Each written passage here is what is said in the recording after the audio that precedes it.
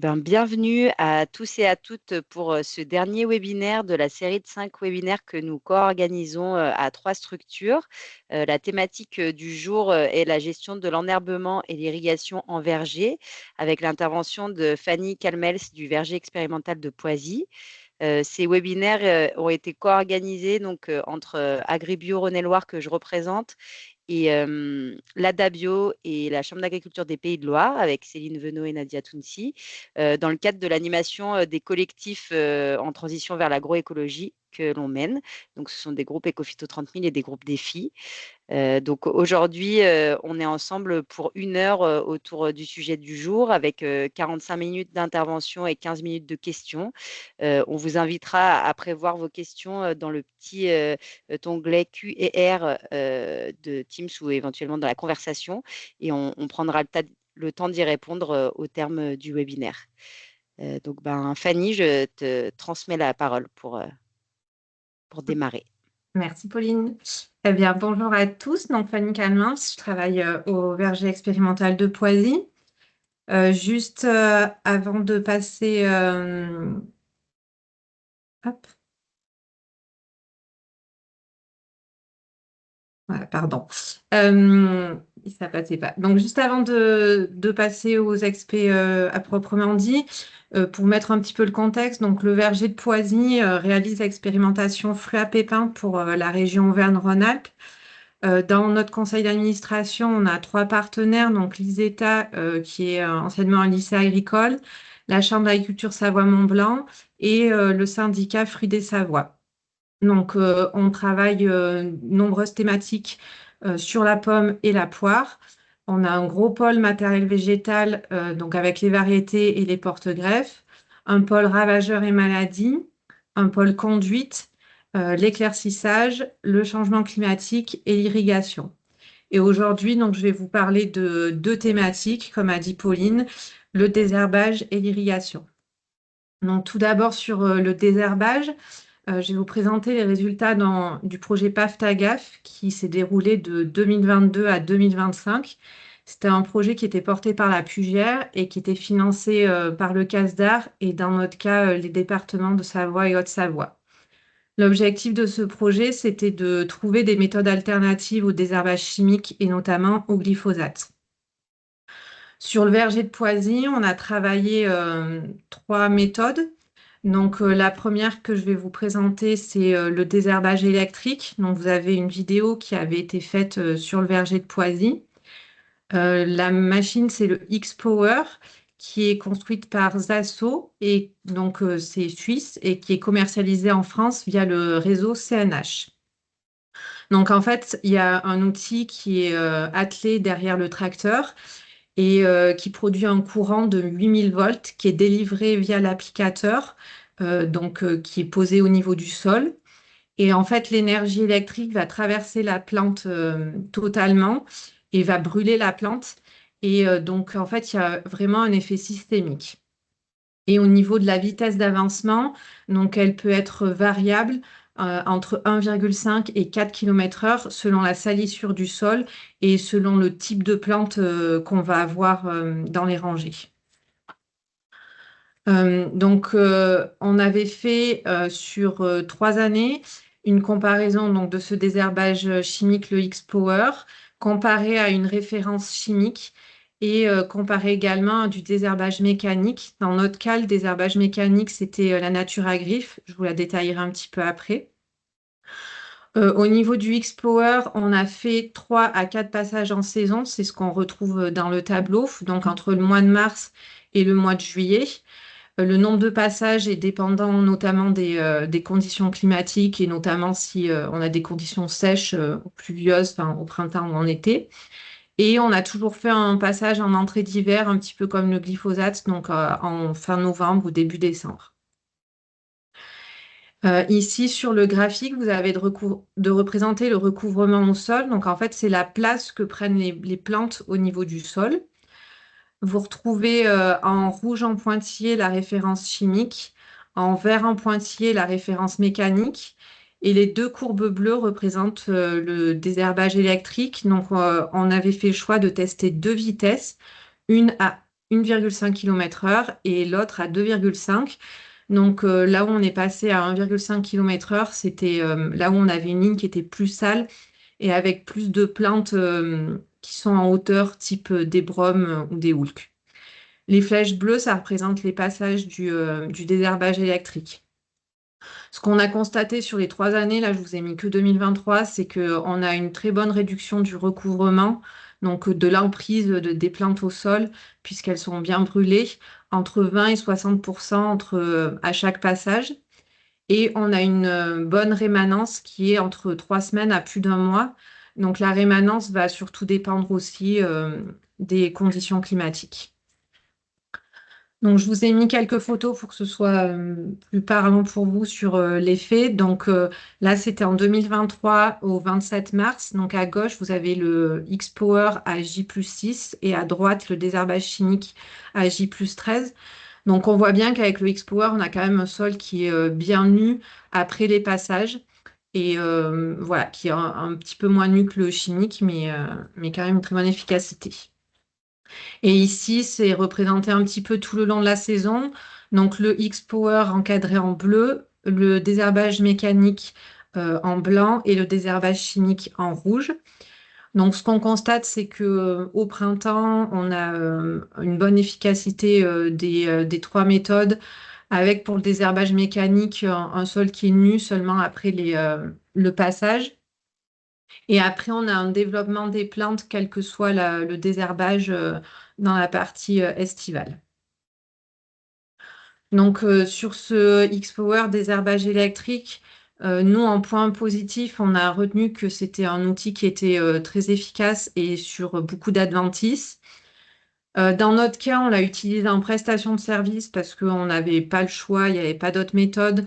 On a trouvé comme avantage qu'il y avait peu d'investissement et pas de souci d'entretien du matériel. En point négatif, il y a les conditions climatiques d'application, puisqu'en fait, comme ça brûle les plantes, il ne faut pas que ce soit des conditions très chaudes ou trop sèches, parce qu'il y a des risques de départ d'incendie. Donc, dans nos conditions en Haute-Savoie, ça n'a pas posé de soucis. Par contre, dans des conditions plus au sud, on se dit que ça peut vite poser des soucis, même au printemps, en fait. En point négatif, on a aussi mis la prestation de service parce que faut que l'outil soit disponible quand on en a besoin. Et il y a une efficacité qui est limitée sur les dicotylédones. Donc, dans notre cas, c'était notamment ceux que je vous ai mis en photo, donc les paniques. C'était des plantes qu'on retrouvait notamment dans la ligne où on est passé à 1,5 km/h. On a fait un essai aussi avec le X-Power sur les jeunes arbres. L'idée, c'était de voir si l'efficacité était meilleure ou différente de celle qu'on avait observée sur des arbres âgés. Donc là, c'était des arbres qui étaient en deuxième feuille. Donc, on a comparé sur 2 années, 2023 et 2024, donc du X-Power, où on en a fait 2 à 3 en saison, et comparé à une référence chimique. Ici, vous retrouvez le même graphique que tout à l'heure avec les taux de recouvrement. En pointillé rouge, le désherbage chimique, et en bleu, le désherbage avec le X-Power. Donc, comme tout à l'heure, on retrouve une très bonne efficacité du X-Power avec des taux de recouvrement qui passent de 60% à moins de 10%. Donc, ça veut dire un sol qui est quasiment nu. Et on a une meilleure efficacité si le X-Power est fait tôt en saison. Donc, vous voyez, en 2024, on l'a fait le 1er au 21 mars. Et c'est vrai que par rapport à 2023, où on l'avait fait qu'au mois de mai, on avait une bien meilleure efficacité. Donc ici, vous retrouvez aussi des photos prises sur le verger de Poisy. Donc au 27 mars, à gauche, le X-Power, comme tout à l'heure, à J+6 et le chimique à droite à J+13. Donc pareil, on voit un sol qui est quand même assez nu sur le X-Power. C'est encore plus marquant 3 semaines après le passage. Donc là, vous avez le X-Power à droite comparé au chimique à gauche. Donc on voit qu'on a une très bonne rémanence 3 semaines après le passage. Et ensuite, en été, donc où on est 3 mois et demi après le dernier passage sur chimique, en fait, sur la partie chimique, on a les épilopes qui se sont beaucoup développés. Et en fait, le désherbage chimique a sélectionné des plantes résistantes, donc la benoîte qui est restée tout l'hiver. Et en saison, du coup, c'est les épilopes des plantes très hautes qui sont développées. Et sur la partie X-Power, on avait une flore qui était beaucoup plus diversifiée et c'était plus des plantes rampantes qu'on retrouvait. Voilà pour le désherbage électrique. Sur le deuxième outil qu'on a testé, c'était un robot tondeur. Donc, dans notre cas, c'était le Viti-Rover, donc qui est fourni par la société Viti-Rover. Donc, en fait, c'est un robot de tonte qui est semi-autonome. Il est mis en place dans la parcelle grâce à une géolocalisation qu'on fait sur une application, donc sur l'application du site Viti-Rover. Donc, on a juste à délimiter notre parcelle via un rectangle, en fait, et le Viti-Rover va y rester dedans. C'est un outil qui est monté avec deux têtes de tonte. Donc, on voit ici sur la photo en bas à droite. Et sur chaque tête, il y a trois mini-lames. Vous voyez, c'est les trois petits triangles. Et chaque tête de tonte, il y a un moteur spécifique pour chaque tête. La hauteur de tonte, elle est très basse puisque c'est 10 cm. Et on le voit sur la vidéo ici, il y a un panneau solaire. Alors, le panneau solaire, il ne sert que à maintenir la batterie, puisqu'en fait, euh, il est, euh, il est utilisé via une batterie. Ça ne va pas recharger l'outil. Donc, comme tout à l'heure, vous avez ici dans le tableau les applications des différents outils. Donc, le Viti-Rover, on l'a mis en place nous, dans la parcelle bio. Et on l'a comparé à un désherbage mécanique, donc toujours la nature à griffe. Et on a fait à partir de la deuxième année une modalité mécanique plus Viti-Rover. L'idée, c'était pour voir sur les jeunes arbres de pouvoir faire en plus le mécanique pour ne plus avoir la concurrence hydrique. Le Viti-Rover, on l'a laissé en place de mars à juillet sur les 3 saisons, donc il restait en place en permanence. Et on l'a utilisé sur environ 8000 mètres carrés. Et après, on le remettait 1 à 2 semaines à l'automne, un petit peu comme un désherbage en entrée d'hiver. Le mécanique, on a fait un passage par mois plus un en entrée d'hiver. Donc ici, vous retrouvez dans le graphique, toujours pareil, les taux de recouvrement. Donc en saison, à partir du 15 mars ici, on voit qu'il y a des taux de recouvrement qui montent très vite et qui atteignent 80 voire 90%, ce qui est normal puisque le vitirover tond, il n'arrache pas l'herbe. Pour autant, si on compare avec le désherbage mécanique, ben, en fait, on a des taux de recouvrement qui sont à peu près équivalents, excepté la semaine ou les 15 jours suivant le passage du désherbage mécanique, comme ici, là, je vous montre avec la flèche. On a aussi sur les 3 années une baisse du recouvrement estival qui va dépendre surtout de la climatologie. Et comme pour tout à l'heure, en fait, on a vu que plus le Viti-Rover était mis tôt en saison et meilleure était l'efficacité. Donc la première année, on l'avait mis en place au mois d'avril et après, plus ça allait et plus on essayait de le mettre en place dès le mois de mars, voire mi-mars. Et du coup, on avait une efficacité bien meilleure parce que l'herbe n'avait pas encore poussé et moins l'herbe est épaisse et plus elle est courte et plus le Viti-Rover va tondre rapidement. Je vous ai remis ici encore des photos. Donc en haut, vous avez le Viti-Rover au 15 avril, au 17 juin et au 26 novembre. Au milieu, vous avez la modalité mécanique plus Viti-Rover et en bas, vous avez la modalité mécanique. Donc ce qu'on voit bien, c'est que sur les deux modalités avec le mécanique, en fait, toute la saison, on a une herbe qui est rase. On n'a rien qui dépasse vraiment, que ce soit au printemps, l'été ou en automne. Sur la partie, on a rajouté du mécanique. On voit sur la photo 15 avril, ça permet ce qu'on voulait d'avoir un sol qui est un peu plus nu.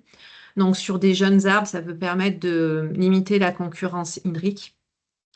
Et sur la partie mécanique, on en reparlera tout à l'heure, mais on voit bien, en fait, on a eu le développement de plantes très volumineuses et en touffe, donc type les bromes ou les houlques, et en fait, qui se développent dès le printemps et qui sont présentes durant toute la saison. Donc, on voit vraiment l'efficacité là du Viti Rover. Et en plus, le pied des arbres qui est très propre grâce au Vitirover.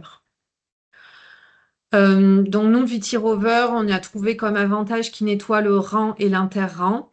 Alors certains trouvent que c'est un défaut qui nettoie aussi l'interrang.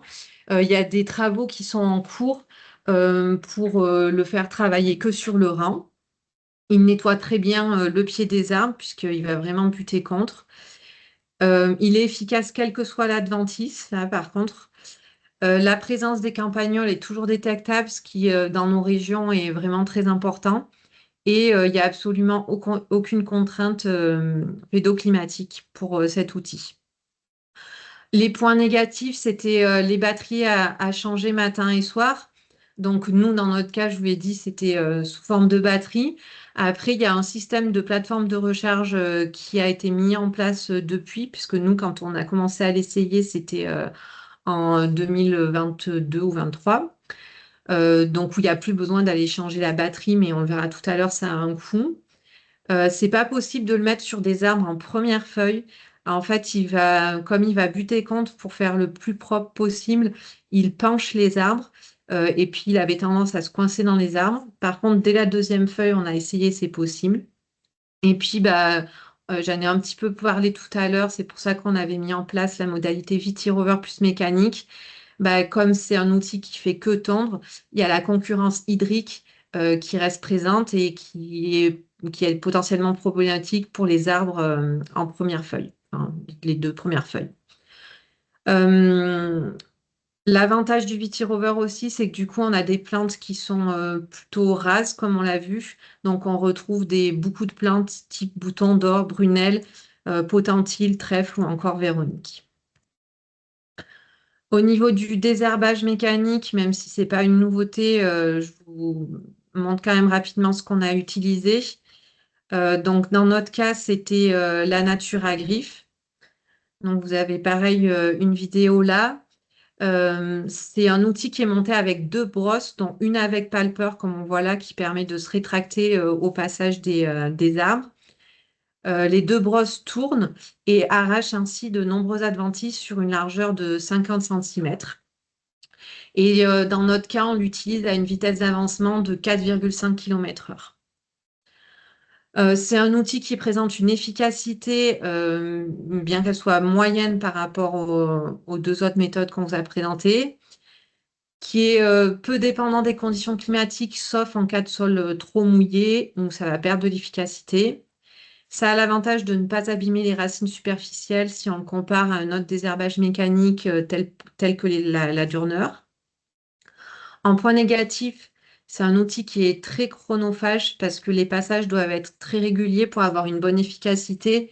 Je vous l'ai montré tout à l'heure, en fait, ça a une très faible rémanence d'une semaine à 15 jours, notamment en conditions de printemps très pluvieux. Il y a une usure assez rapide du matériel avec les brosses qui doivent être changées assez régulièrement et un entretien de la machine qui doit être fait également. C'est un investissement de base qui est assez onéreux. On l'a vu, c'est pas du tout efficace sur les plantes volumineuses et donc la base des troncs reste sale. Pour nous, c'est quelque chose qui reste important, notamment pour la lutte contre les campagnols. Et puis, je vous en parle quand même très vite fait, même si c'est un outil qui est non développé pour l'instant en arboriculture. C'est les tuiles Symbio qu'on a testé également dans ce projet, qui était fourni par Innovea. Donc, en fait, c'est une technologie qui est issue de la viticulture. On a choisi de la tester parce que dans nos conditions, tout ce qui est bâche et paillis, on ne peut pas les mettre en place toujours à cause du campagnol. Et on avait trouvé l'avantage à cet outil que la largeur était très faible, seulement de 60 centimètres. Et on s'était dit que ça nous permettrait peut-être de pouvoir lutter contre le campagnol. Donc en fait, c'est des tuiles plastiques qui sont recyclées et recyclables, qui reprennent tous les avantages des paillis ou des bâches.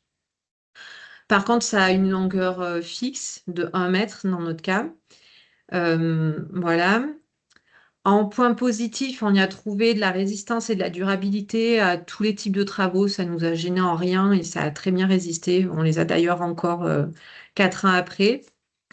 Tous les types d'irrigation sont possibles. En fait, vous voyez là, ici, il y a des petites gouttières donc, qui permettent soit de clipser le goutte à goutte ou soit de faire en sorte que les goutteurs l'eau puisse passer.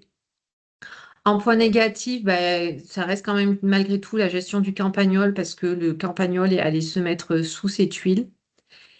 Et en gros, point négatif, c'était l'obligation de passage de désherbage mécanique et ou chimique parce qu'en fait, on avait l'herbe qui arrivait sur le côté et qui envahissait les tuiles. Et bien sûr, la longueur fixe de 1 mètre. Et donc, du coup, on devait adapter les longueurs de plantation à ces tuiles et non l'inverse. D'un point de vue économique, donc le Viti-Rover, il peut s'acquérir de 3 façons différentes, soit en prestation de service avec une location qui peut être annuelle de l'ordre de 3 000 € par an, une location ponctuelle selon la surface, ou à l'achat 8 500 €. Ces coûts-là ne comprennent pas la plateforme de recharge solaire. Donc, par exemple, pour l'achat, avec la plateforme, il faut rajouter environ 4 000 €.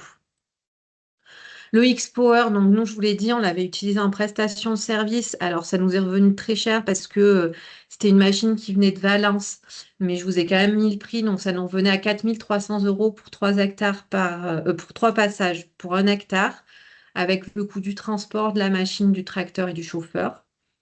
En comparaison, CNH nous avait fourni les tarifs qu'ils avaient testés en vignoble pour une surface de 60 hectares. Ça revenait environ à 680 € par hectare et par an. Et à l'achat, c'est un coût qui est exorbitant pour l'instant de 120 000 € pour la machine. Et le désherbage mécanique, donc à l'achat, nous, la Nature Agrif, elle est de 13 000 € plus environ 160 € par hectare et par an pour 4 passages. Donc, si on fait un petit comparatif technique des différentes méthodes, au niveau de l'efficacité globale, donc on a une très bonne efficacité du Viti-Rover et du X-Power, avec un petit avantage pour le Viti-Rover de, en plus, très bien nettoyer le pied des arbres. La référence mécanique, le Nature Agrif, en comparaison, ça a une efficacité moyenne. Au niveau des contraintes pédoclimatiques, pour le Viti-Rover, il n'y en a absolument aucune et ça a en plus l'avantage de ne pas tasser le sol. Au niveau du X-Power, on l'a dit, il ne faut pas que le sol soit trop sec et qu'il fasse trop chaud, sinon il y a des risques de départ d'incendie. Et si le sol est trop détrempé, l'efficacité va être réduite. Et au niveau de la Nature Agrif, pareil, il ne faut pas que ce soit ni trop détrempé ni trop sec parce que ça va réduire dans ce cas-là l'efficacité. Au niveau des adventices résistants, donc il n'y en a absolument aucun pour le Viti-Rover, il va tout faire, même s'il va commencer par faire les plantes les plus souples en premier. Et il va faire à la fin tout ce qui est ortie, enfin voilà, des plantes avec un pied beaucoup plus rigide. Le X-Power, on l'a vu, les types graminées sont moins touchés. Et pareil, les références mécaniques, dans notre cas, on l'a vu aussi, toutes les plantes volumineuses type Brom Hulk vont être pas atteintes. Au niveau de l'irrigation, pour les 3 techniques, c'est pareil, c'est pas possibilité d'utiliser le goutte à goutte, c'est forcément de l'irrigation en hauteur.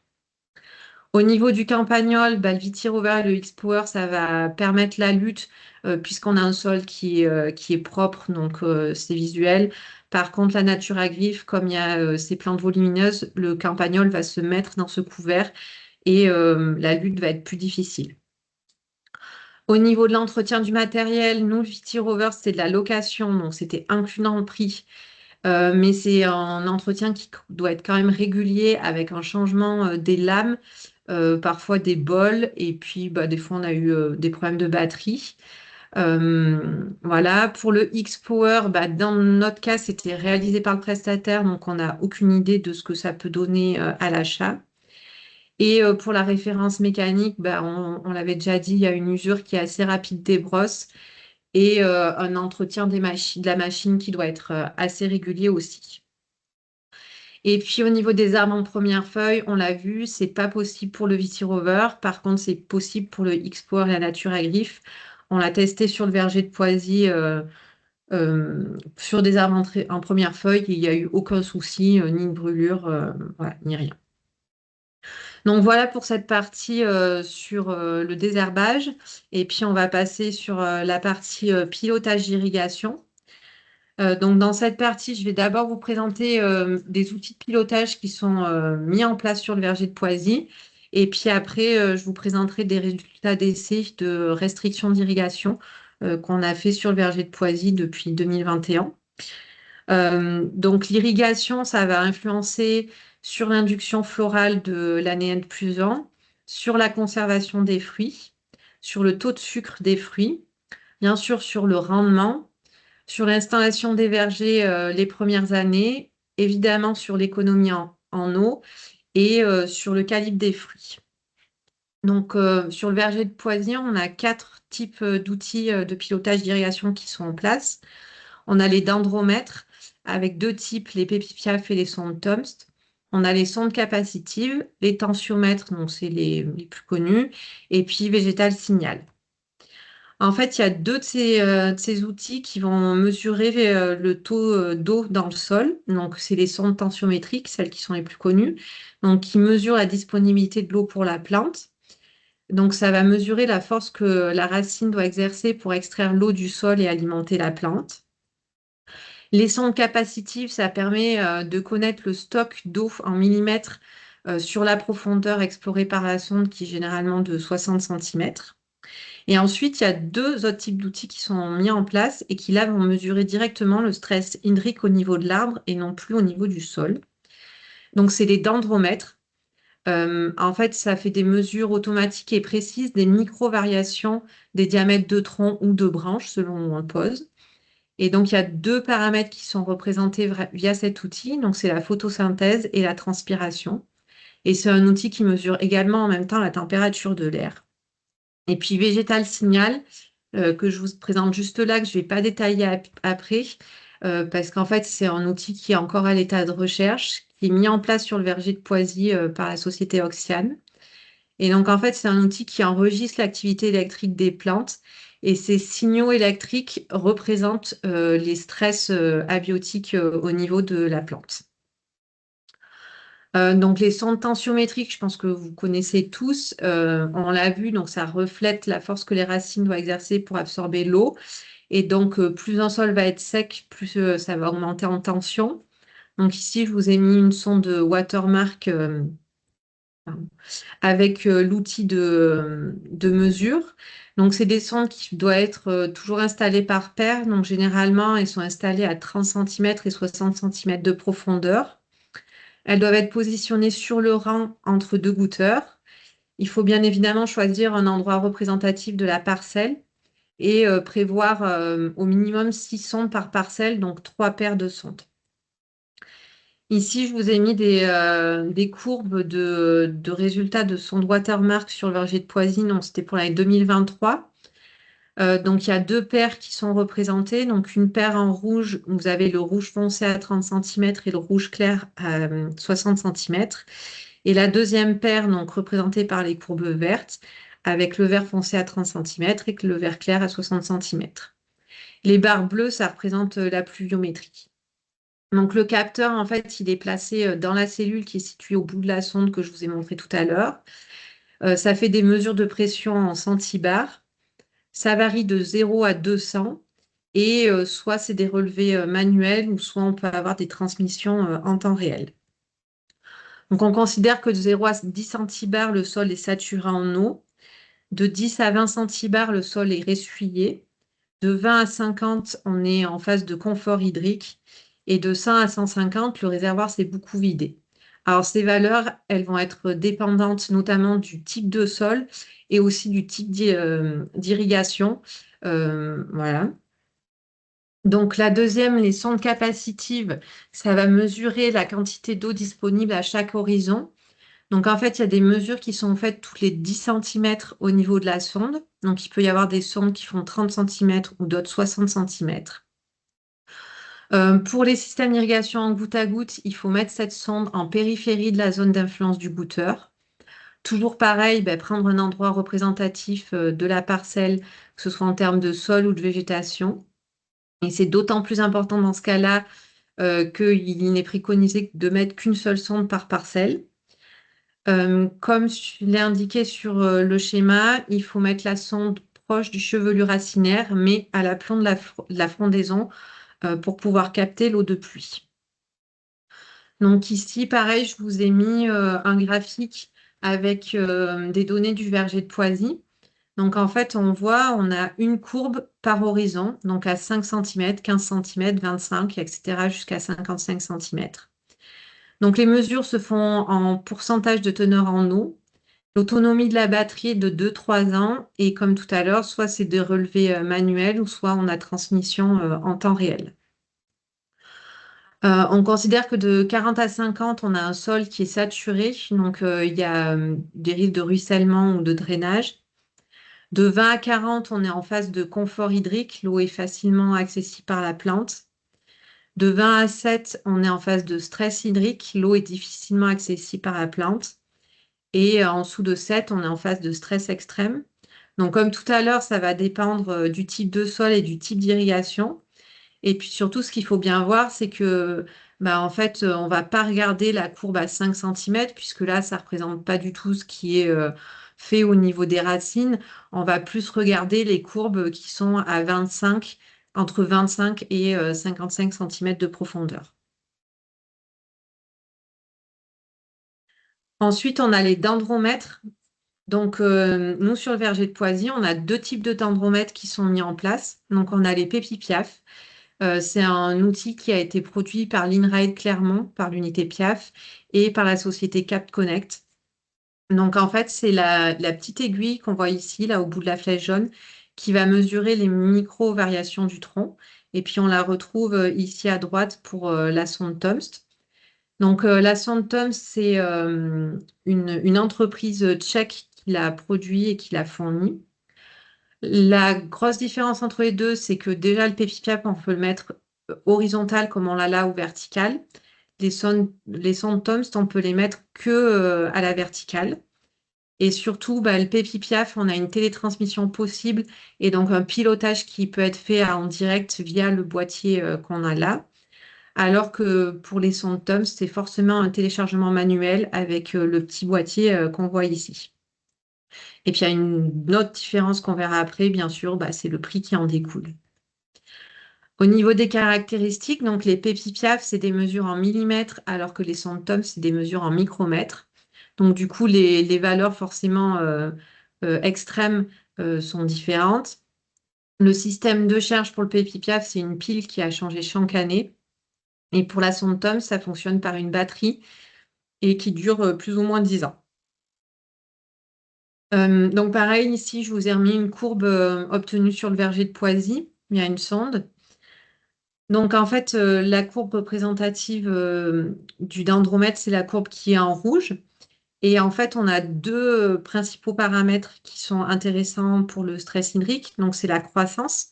Donc la croissance qu'on voit aussi ici représentée par la courbe verte. Ça va représenter l'activité photosynthétique au niveau de la plante.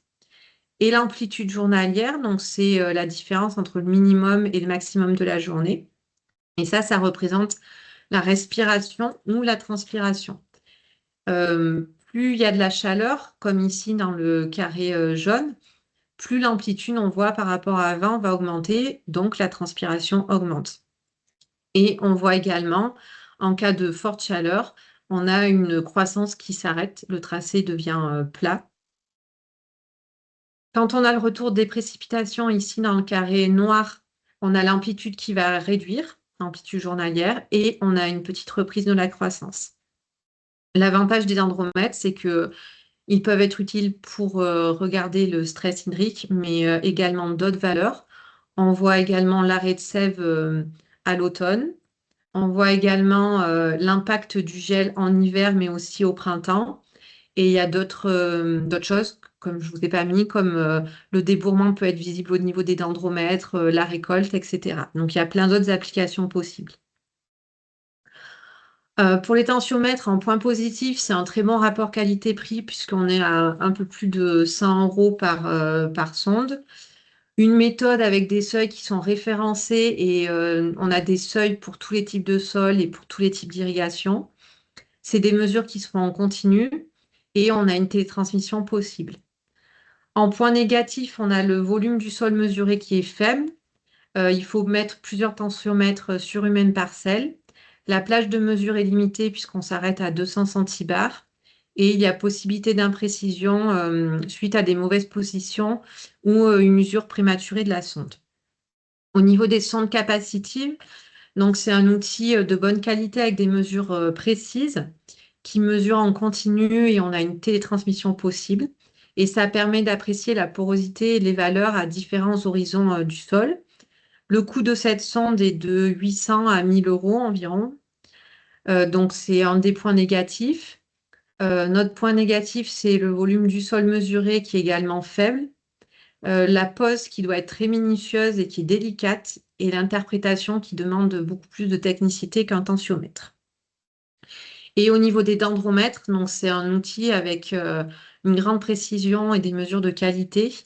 On mesure directement le stress au niveau de l'arbre et non au niveau du sol, donc ça a toute son importance, on verra après. Il y a d'autres utilisations possibles que l'irrigation et on a une télétransmission, un enregistrement en direct. Le point négatif, c'est le coût. Alors, surtout pour les pépipiaf, puisque c'est entre 1000 et 1300 euros. Pour les Centum, c'est beaucoup moins élevé. C'est une centaine entre 100 et 120 euros. Il n'y a pas de valeur référence. C'est des travaux qui sont en cours. Donc, du coup, l'interprétation est très technique et il y a nécessité d'avoir plusieurs appareils par parcelle. Et donc, maintenant, je vais vous présenter des résultats d'essais de restriction d'irrigation qu'on a fait sur le verger de Poisy. Donc, tout d'abord, dans le projet Denver qui s'est déroulé de 2021 à 2023, qui était porté par le CTIFL et qui était financé par la région via les projets Pépites, l'Agence de l'eau et dans notre cas, le Conseil Savoie-Mont-Blanc. Donc là, c'est des résultats sur 3 années de suivi. En fait, on avait une ligne classique témoin avec une irrigation confort comme on fait, une ligne en modalité restriction. Donc, restriction, chez nous, on a fait le choix de réduire de 50% la quantité d'eau apportée à chaque apport. C'était sur la variété Ida-Red, donc c'est une variété à récolte tardive vers le 15-20 octobre et à gros calibre, donc ça a toute son importance. Et c'est de l'aspersion sous frondaison. Donc ici, je vous ai mis les apports d'eau sur la saison, donc de mars à août. À droite, vous avez la référence 1991-2020, donc qui est de 600 mm à peu près. 2021, ça avait été une année très pluvieuse. On avait eu 700 mm, donc on n'avait pas fait d'arrosage. 2022, c'était une année très sèche et avec des chaleurs très précoces dès le mois de mai. Donc, il n'y avait eu que 300 mm, donc moitié moins sur la phase mars-août. Et avec les irrigations, donc qui sont en orange et en vert, on arrivait à 400 mm d'apport d'eau, donc soit un tiers de moins que la pluviométrie classique. Et 2023, on avait eu un printemps qui était très pluvieux et derrière un été sec et chaud. Donc, sur toute la période, on avait eu 500 mm d'eau et avec les arrosages, on arrivait aux 600 mm. En 2022, on a fait 3 apports de 30 à 40 mm pour la modalité plein arrosage entre mi-juin et fin juillet. Et en 2023, on a fait des apports un peu plus fractionnés. Donc, on a fait 4 apports de 20 à 30 mm dans la modalité plein arrosage de mi-juin à mi-août.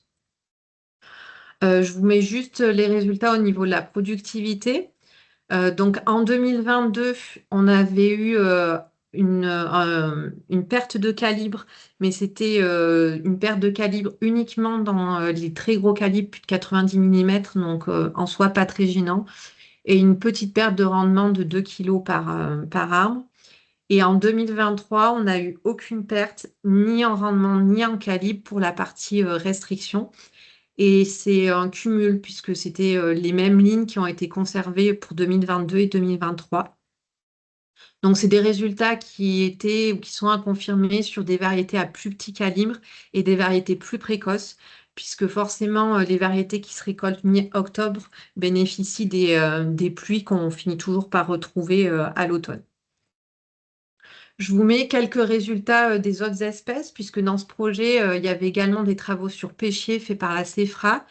Donc, il y avait eu des réductions de 20 à 30% des apports d'eau. Donc, dans leur cas, c'était une suppression d'un des 2 apports hebdomadaires. Il n'y a pas eu d'impact négatif sur la récolte. Par contre, ils avaient montré qu'il ne fallait pas faire de restrictions pré-récolte pendant la phase de durcissement de noyau, parce que dans ce cas-là, il y avait des pertes de calibre. Après, il y a eu des essais qui ont été faits en noyer à la Seigneurat. Donc là, ils ont eu toute une phase de travaux pour voir comment et où positionner les dendromètres, puisque c'est des arbres qui sont beaucoup plus volumineux. Donc, ils avaient réussi à faire des réductions de 13% en 2022 de volume d'eau sans impact sur la production. Et en châtaignier, c'est la Chambre d'agriculture de l'Ardèche qui a travaillé dessus. Donc, pareil, il y a eu pas mal de travaux sur comment et où positionner les dendromètres. Et donc, du coup, ils sont arrivés au fait qu'il fallait privilégier des apports un peu plus importants et moins fréquents. Ici, je vous mets ce nouveau projet parce qu'en fait, il découle du projet Danver, donc c'est le projet Bravo, qui démarre là en 2026 et qui va continuer jusqu'à 2028. Donc, il réunit les partenaires du projet Denver et d'un autre projet, le projet Arbocro, où les collègues travaillaient comme nous avec du pilotage de l'irrigation via des dendromètres et des restrictions. Donc, au niveau du CTIFL, ils vont travailler la pêche et l'abricot en micro-aspersion sous frondaison. La Seigneurat, ils vont travailler sur la noix en irrigation par tour d'eau. La CA de l'Ardèche, ils vont travailler sur pommier, abricot, châtaigne en micro-aspersion sous frondaison. Nous, au verger de Poisy, on va continuer à travailler sur pommier, donc toujours sur Ida Red, et on va travailler sur une nouvelle variété, donc Golden, toujours en micro-aspersion sous frondaison. Au GRC Taille, ils vont travailler sur l'amande et comparer une référence Irrigal ETP avec une modalité avec des réductions d'avril à juin et une autre modalité avec des réductions au mois d'août. Et Sudexp, ils vont travailler sur la pêche et comparer une irrigation restriction à une référence producteur. Et le deuxième projet dont je vais présenter les résultats, c'est le projet Hydrogestion, donc, qui a commencé en 2025, qui est porté par la Pugère et qui est financé par France Agrimaire et dans notre cas les départements. Donc, un peu comme tout à l'heure, en fait, on a une ligne irriguée classiquement et une ligne avec des restrictions d'irrigation. La différence ici, c'est qu'on travaille sur les porte-greffes. Donc, le but, c'est de voir s'il y a des porte-greffes qui, grâce à leur vigueur, vont mieux résister à la sécheresse que d'autres. Donc, on a travaillé sur 2 clones de Gala, Flash Gala et Galaval. C'est toujours de la micro-aspersion sous frondaison. Et c'est toujours des réductions de quantité d'apport d'eau, donc entre 40 et 50%. Sur Flash Gala, on compare les porte-greffes M9, J11 et G41 et ça donne le gradient de vigueur. Et sur Galaval, Pajam 1, G41, M200, G935 et PG1 qui est en porte-greffe test. Et pareil, ça vous donne là le gradient de vigueur. Au niveau des apports d'eau, donc c'est que sur l'année 2025, puisqu'on l'a fait que sur une année. Donc, on a eu un mois de juin qui était très sec avec seulement 17 mm contre 95 pour la normale. Et donc, on voit que même avec les irrigations, on est encore à un déficit de moins 54%. Au mois de juillet, on avait un déficit de 1 tiers de pluviométrie environ. Et donc, avec les irrigations, on arrive au niveau de la pluviométrie de référence. Et au mois d'août, alors, on est sur le mois à la référence, mais sachant qu'il y a 80 mm qui sont tombés entre le 26 et le 31 août. Donc, ça restait quand même un mois très sec. Au niveau des résultats, au niveau productivité, donc vous avez ici représenté les kilos par arbre. Donc, en vert, c'est les modalités confort et en bleu, c'est les modalités restriction. Donc, pour le porte-greffe G41, on n'a pas eu quasiment de perte de productivité, moins 0,6 kg par arbre. Par contre, pour le porte-greffe G11, on est à moins de 2,7 kg par arbre pour la partie restriction et moins de 2,9 kg par arbre pour la référence, le porte-greffe M9 MLA, ce qui représente près de 40% de la production. Et sur le deuxième essai, donc le Galaval, on a 2 porte-greffes, on a eu une perte de production. Donc le Pajam 1, la référence, avec moins 3,9 kg et moins 3,4 kg pour le PG1, donc le porte-greffe le plus vigoureux. Et pour les 2 autres porte-greffes, on n'a pas eu de perte de productivité. Donc si on résume un peu tout ça, le M200, on n'a pas eu de perte. Le G41, soit pas de perte ou une toute petite perte à moins 0,6 kg. Le G11, moins 2,7 kg, ce qui représente moins 20% de production. Le PG1, donc qui est le porte-greffe pourtant le plus vigoureux, donc c'est moins 3,4 kg, mais qui représente que moins 14% de production. et la référence, donc les deux porte-greffes de référence, qui sont les porte-greffes les moins vigoureux, donc M9, MLA et Pajam 1, où on a les plus grosses pertes, moins de 2,9 kg et moins de 3,9, et qui représentent près de 40% de pertes en production. Donc ça, c'est des résultats sur une première année et qui sont bien sûr à confirmer dans les années futures. Et c'est des essais qui vont être poursuivis sur 2 années encore. Et puis juste pour terminer, vous dire ce que font les partenaires, les autres partenaires de ce projet. Donc la Pugère, ils travaillent en partie sur comparer les systèmes d'irrigation entre eux, donc de l'aspersion, du goutte à goutte et du gravitaire, donc en confort ou en irrigation avec restriction. Ils vont travailler aussi sur le poirier à comparer avec ou sans paillage s'il y a des différences en fonction des restrictions. Et pareil sur les formes en volume, sur du drilling, est-ce que ça a un avantage par rapport aux axes d'un point de vue restriction d'irrigation? Et puis, ils comparent aussi deux porte-greffes, l'OHF 87 et le BA29. Et à la tapine, donc au CTIFL, ils travaillent sur cerises et raisins. Et donc, ils comparent aussi, comme nous, une partie référence producteur. Après, ils ont une partie pilotage avec des sondes et une partie restriction ciblée. Voilà, bah, je vous remercie de votre attention. Et puis, bah, vous pouvez retrouver tous nos travaux, comptes rendus, présentations, etc. sur notre site Verger de Poisy. Merci. Merci beaucoup à toi, Fanny, pour cette présentation claire et parlante. Donc, on va commencer la partie questions. Il nous reste une grosse dizaine de minutes. Donc, n'hésitez pas à vous exprimer dans le chat ou dans l'onglet Q&R. Pour l'instant, on a une question qui vient de Cathy Ecker et c'est par rapport à la première partie sur le désherbage. Elle aimerait savoir quel est le détail de la modalité chimique de l'essai. Alors, sur le chimique, il y avait en entrée d'hiver un glyphosate. Après, on avait fait un antigerminatif en sortie d'hiver, février. Et puis après, un anti-dicote au mois de juin. Ok, merci. Tu peux peut-être arrêter de partager l'écran parce que du coup, on se voit en double. Et est-ce qu'il y a d'autres questions par rapport à la présentation de Fanny sur la partie irrigation ou partie désherbage?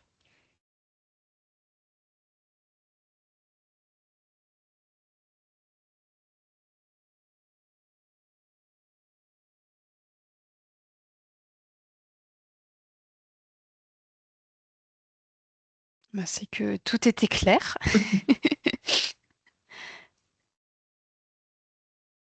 Ok, moi j'avais peut-être une petite question sur la partie irrigation. Tout ce qui est dendromètre, est-ce que tu connais des producteurs qui s'en sont équipés?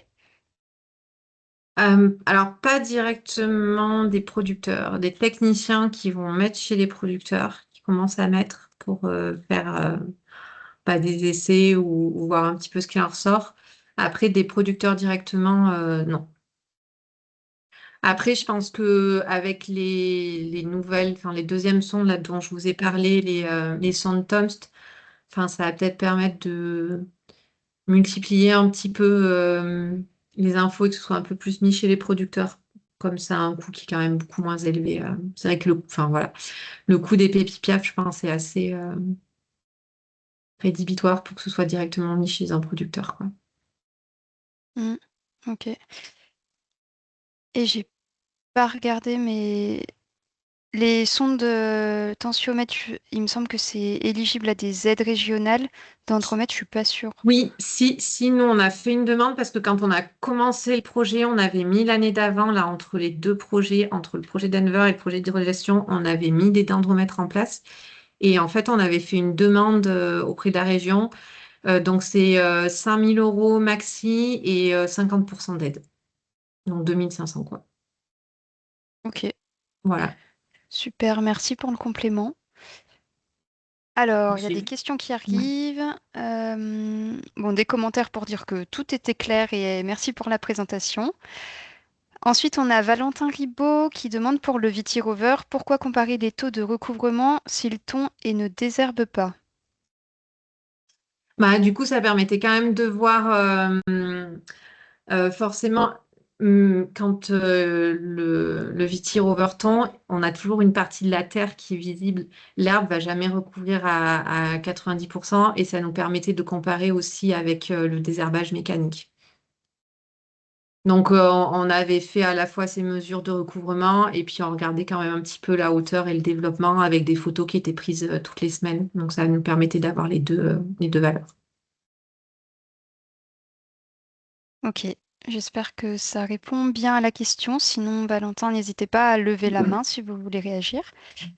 Et puis, eh bien, merci, c'est bon, ça a bien répondu. Et Valentin Arnaud Tarin qui demande, concernant l'irrigation, quelle durée sans irrigation pour stresser l'arbre, j'imagine, et ainsi favoriser l'enracinement sans faire trop de stress hydrique? Ok, la durée Euh, sans irrigation un peu max, quoi, la plus optimale, la mais plus compromise. sur des vergers adultes ou ouais. Peut-être que tu peux Après, répondre pour les deux types. ouais, bah alors ça, j'ai envie de dire, ça va beaucoup dépendre bah, du coup du type de sol ouais, je pense qu'il n'y a pas une réponse unique là-dessus, quoi. Donc, et puis du type, enfin ouais, je pensais du type de sol et du type d'irrigation, quoi. Donc c'est de l'aspersion sous frondaison, verger diversifié en première et deuxième feuille. Goutte à goutte. Alors sur le goutte à goutte, je vais pas, je pense que vous savez peut-être mieux que moi parce que nous c'est micro-aspersion sous frondaison et on n'est pas du tout au fait sur le goutte à goutte. Donc, peut-être que c'est Pauline ou Nadia où ça est mieux. Moi, j'ai pas d'élément de réponse.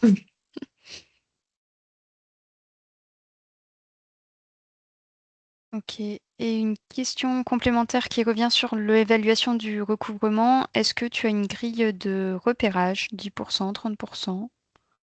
Alors en fait, c'était des photos et on le faisait via l'application Canopéo. Je ne sais pas si c'était ça la question. Et donc du coup, J'imagine. on prenait des photos entre chaque arbre et ça nous donnait un taux de recouvrement au sol entre chaque arbre. Et donc on avait, je devais avoir en tout 20-25 photos par ligne, enfin, donc répétition quoi. Ok. Et après, l'application, tu l'écris comment? Canopeo, c'est gratuit. Et en fait, tu prends une photo et tout ce qui est la partie verte, ça te la transforme en... voilà, ça reconnaît le vert, quoi, en fait. Ok. Voilà. Donc, c'est vrai que c'est bien pratique. C'est bien pratique pour faire ça. Parce qu'on avait énormément de modalités et ouais. Ok, super, merci. À nouveau, une question de Valentin. Quel couvert végétal favoriser sur le rang? Est-ce qu'il vaut mieux mettre des choses type enracinement superficiel comme la piloselle, potentille? Et tu sais, pareil, j'ai pas forcément la réponse. Faut acheter des tensiomètres et faire les tests chez vous. Ouais.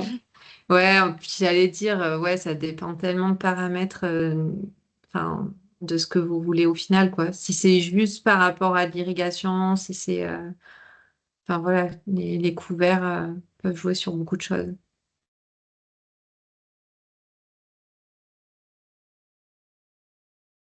C'est pareil, il faut faire attention à couvert entre ce qui se sème et ce qui se plante. C'est pas forcément évident et c'est chronophage. L'époque où vous pouvez le faire, généralement, bah, les sols sont gorgés d'eau, c'est pas forcément évident. Donc il y a d'autres paramètres à tenir compte. En tout cas, tout ce qui est couvert, plus vous attaquez de bonne heure, mieux c'est. Mais c'est pas sûr que ça prenne systématiquement en termes de couvert. Vous avez d'autres herbes qui peuvent recouvrir ce que vous avez semé ou planté. Puis j'allais dire, c'est pas forcément, enfin, nous, il y avait eu des essais, alors sur notre site, mais c'est pas nous qu'on l'avait fait, ils avaient mis du Cébum, je sais jamais. Mm. Et en fait, et d'autres trucs aussi, mais du trèfle. Mais ça se finissait toujours par se refaire envahir Mm. par la flore qui était sur place, quoi, en fait. Donc ça arrivait jamais à prendre vraiment. Donc je sais pas si ouais. Bah, sur les essais de trèfle, On a carrément eu des cas d'échec où dès la première année, on s'est dit, putain, ça c'est part ça. bien, c'est joli, c'est beau. Et 7 mois après, C'est ça. taux de recouverture, et puis un petit coup de sec, et puis la trèfle Mhm. disparaît, et puis en automne, d'autres choses Ouais, apparaissent. Donc en fait, l'investissement est trop c'est ça. cher. Sur certains types de parcelles, l'investissement est trop cher pour l'efficacité escomptée. Ouais, je suis assez d'accord.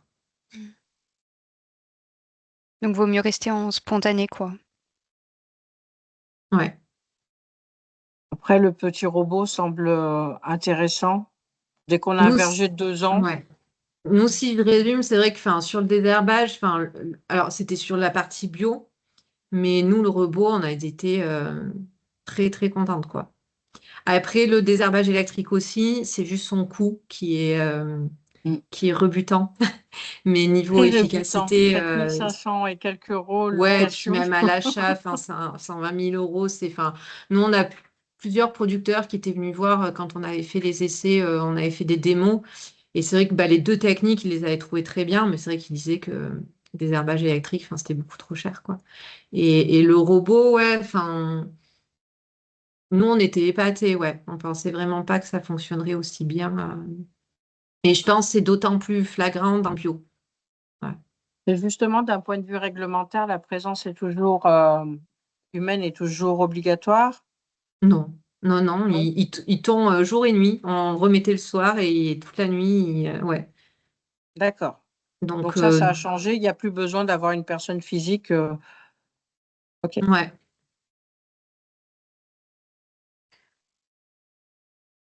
Ok, merci.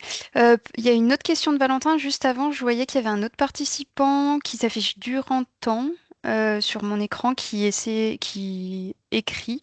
Peut-être que vous voulez prendre la parole.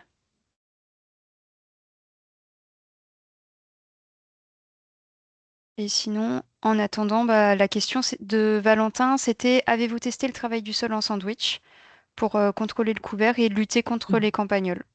Non. Non. Ok.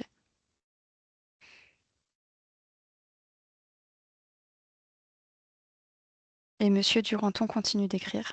Ou Madame.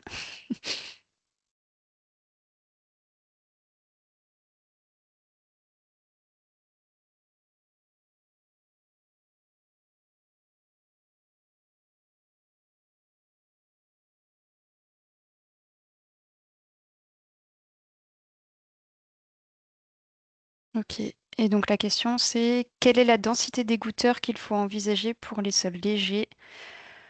Moins de 30 mm capacité de rétention. Ah, le micro n'est pas actif. Ça, vous savez peut-être mieux que moi aussi. Sur la densité, nous, on doit être nous, on a 3 mètres, je crois, entre goutteurs. Mais nous, c'est pas forcément des sols légers. Euh, voilà.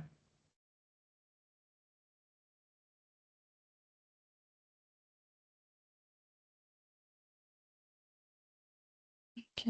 Ouais, je sais pas non plus, moi, pour des sols légers comme ça. Et du coup, j'ai réactivé votre micro.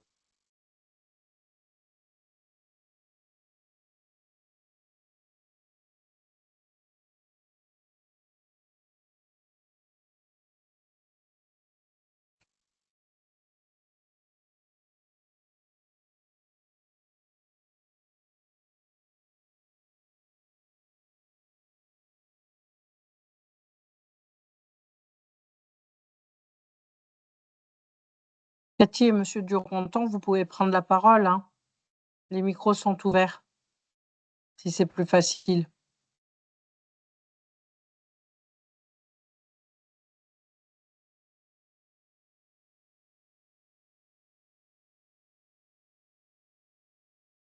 Non, c'était juste pour vous remercier pour cette présentation très claire et ces résultats très intéressants. Voilà, c'est tout. Vous avez Merci. répondu à toutes mes questions. Merci. Merci. Merci beaucoup, Cathy.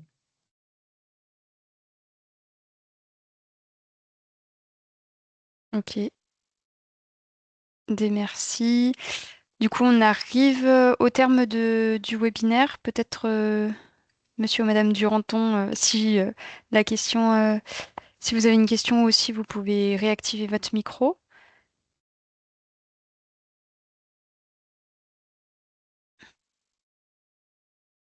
On peut se dire que ce sera la dernière question.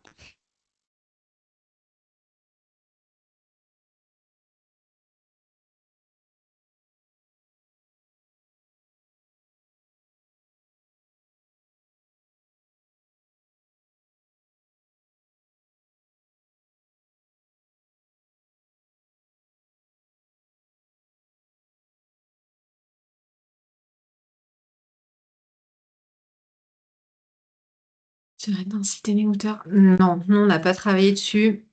Et je sais pas du tout si... alors, des collègues en station XP, ça me parle pas. Après, je sais pas si au CTIFL ils ont travaillé, mais en tout cas, ouais, même les collègues des stations XP, pas sur la densité des bouteurs.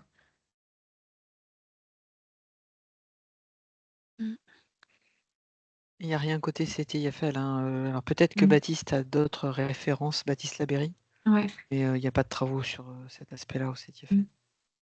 C'est des vieux travaux, ça. Mm. Ça remonte à très très loin. Peut-être regarder sur le site de l'ARDEPI. Alors l'Ardépi, après, je pense qu'au niveau de la Morinière, avant qu'il soit CTIFL, il y a peut-être eu des travaux aussi. Ouais. Ouais, mais c'est très très vieux, hein. Mais c'est vieux, oui, on est d'accord. Mm.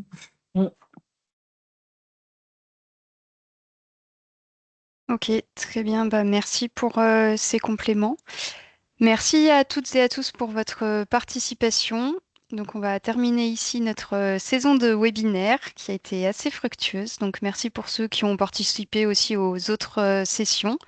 Merci aux co-organisatrices et puis à Fanny pour cette présentation d'aujourd'hui.